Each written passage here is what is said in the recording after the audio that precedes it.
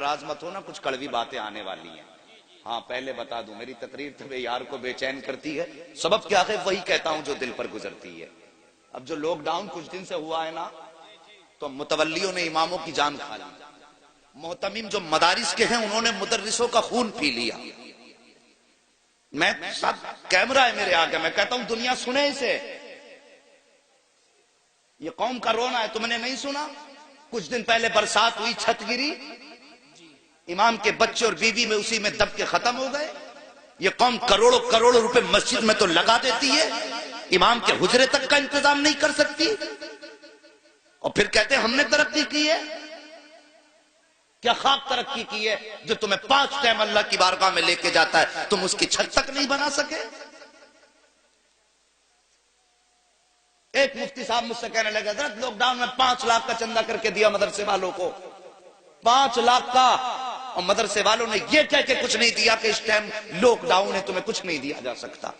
شرم نہیں آتی؟ میں تو سب کی بات کرتا ہوں، چاہے وہ اوپر کا معاملہ ہو یا نیچے کا ہو. کسی کا حق نہ مارا کرو، کسی کا حق نہ مارا کرو. ابھی کچھ دن پہلے اخبار میں ایک تصویر اور آئی، کسی حافظ نے پھانسی لگا کے اپنی، وہ مر گیا. بات یہ نہیں اس نے اچھا کیا یا برا کیا، بحث اس سے نہیں کہ وہ غلط کیا یا صحیح، بحث یہ ہے کہ یار قوم نے ایک امام کو کتنا مجبور کر دیا کہ وہ بچوں کے چہروں کے بھوک کے اثرات نہ دیکھ سکا.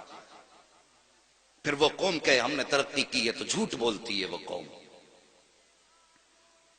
کتنی مجبوری لگی ہوگی اس باپ کے سامنے جس نے بچوں کے ہوتے ہوئے پھانسی پہ لٹکنا گوارا کیا. کیا کبھی کسی نے اس کے درد کے بارے میں سوچا؟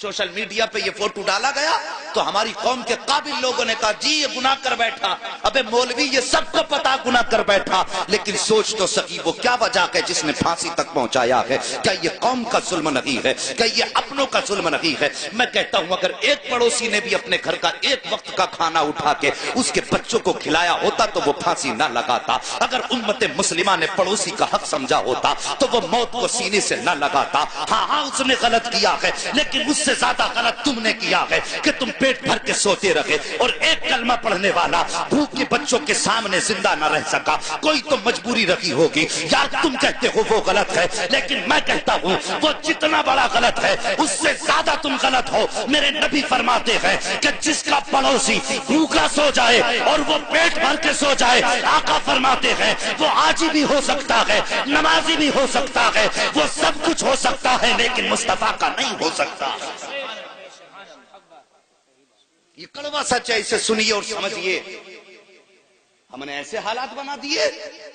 اللہ اکبر. اور لوگوں قدر کرو اور بھوکوں کا خیال رکھو.